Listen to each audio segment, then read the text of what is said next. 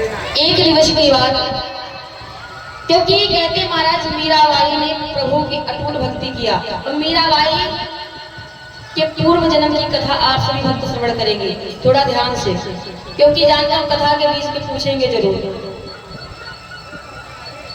मीराबाई का के पूर्व जन्म की कथा है। मीराबाई का जन्म जिस समय हुआ था तो बड़ी सुशील गुणवान सर्वगुण संपन्न थी।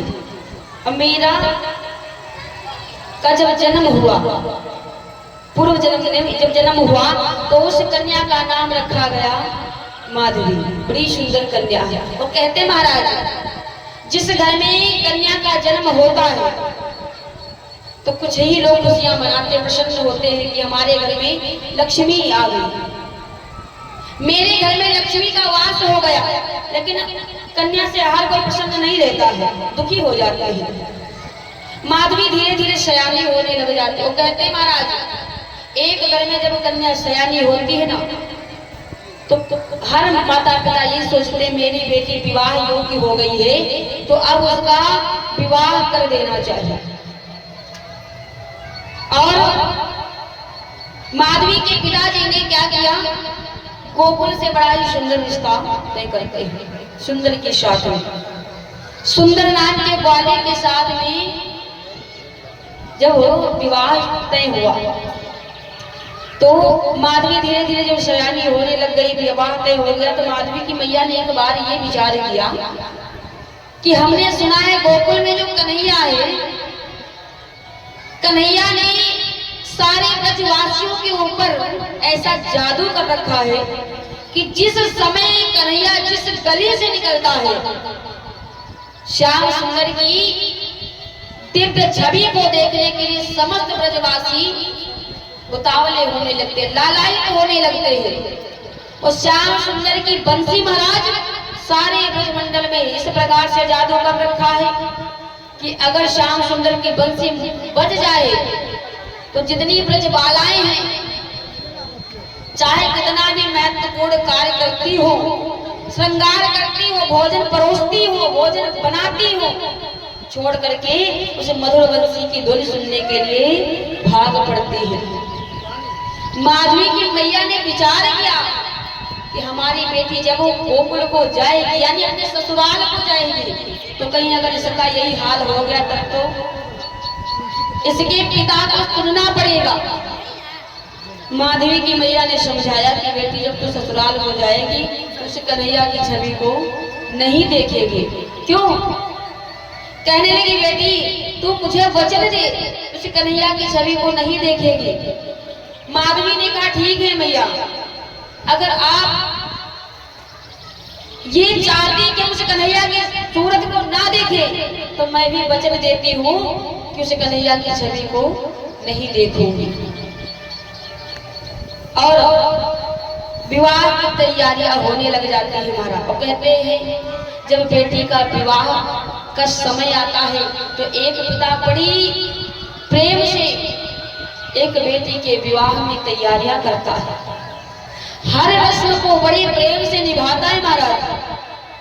दुखी कब हो जाता है जब अपनी पुत्री का कन्यादान करने लगता है, पिता के आंखों में आंसू आ जाते हैं। हर पिता माता यही सोचते हैं कि हमारे कलेजे का टुकड़ा अब पराया हो जाएगा।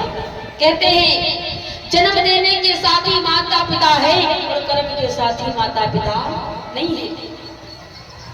और माधवी के पिता कहने लगे आज हमारी बेटी पराये घर को चली जाएगी। और पराया शब्द महाराज एक कन्या के सर से कभी नहीं हटता है। पिता के घर में रहे तो पराया धन है, पराये घर चली जाएगी, ससुराल जाए तो ये तो पराये घर से आई, कौन अपनी है। ये पराया शब्द महाराज एक कन्या के सर से नहीं हटता है। कन्यादान होता है और जब माधवी के पिताजी अपनी बेटी को डोली में बिठाने लग जाती, विदाई करने लग गए तो बड़े दुखी हो गए, रोने लग गए। कहने लगे आज हमारी ये पुत्री, हमारी ये बेटी हमारे इस आंगन को सूना करके चली जाएगी। और इधर छोटे से कन्हैया अपनी अपनी मैया यशोदा से कहते हैं। कहाँ गई भैया? सुंदर कहते हैं क्या? कहने लगे मैया देखिए हमारा जो परम मित्र है इसका नाम सुंदर है, इसका विवाह हो रहा है, वो अपने ससुराल को गया है। छोटे से कन्हैया देखिए छोटा सा बालक अपनी माँ से कहीं गलती से ये कह दे कि मैया मेरा विवाह करा दो, तो और माता पिता बड़े प्रसन्न हो जाते हैं, हंसने लगते हैं कि छोटा सा बालक अपने माता पिता से कहता है कि मेरा विवाह करा दो। क्योंकि कहने लगे कन्हैया अपनी मैया से कि मैया मेरे मित्र का विवाह हो रहा है, मेरा भी मन करता है कि मेरा भी विवाह करा दो। मैया की गोद में बैठ करके श्याम सुंदर अपनी उस तोतली भाषा में बोल रहे महाराज। मैया मन ही मन में बड़ी प्रसन्न हो रही है। गोले जी किस प्रकार से कह रही है श्याम सुंदर मैया यशोदा से, राधिका गोरी से, सभी भक्त मीठी मीठी ताली के साथ में। गोले जी फोन बाद में चलाना। राधिका गोरी से बिरज की छोरी से मैया करा दे मेरो ब्याह। राधिका गोरी से बिरज की छोरी से मैया करा दे मेरो ब्याह।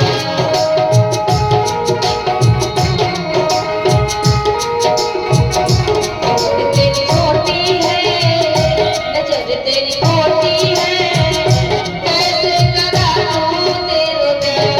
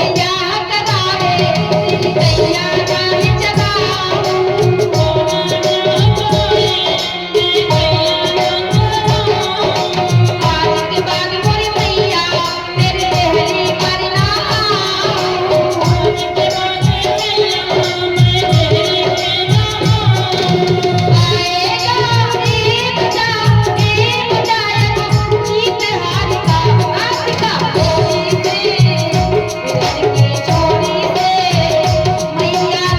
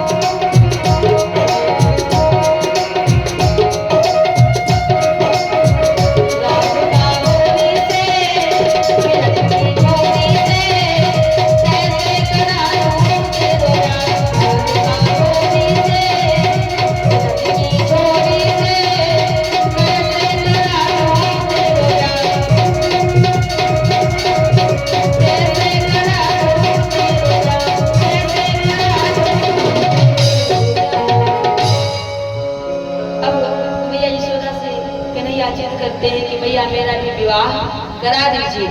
और बहू ऐसी होनी चाहिए कि जब हम गाय चराने के लिए जाएं तो उसको जेब में रख करके ले जाएं, छोटी सी बहू होनी चाहिए। कन्हैया कह रहे हैं। और इधर विदाई होती है महाराज।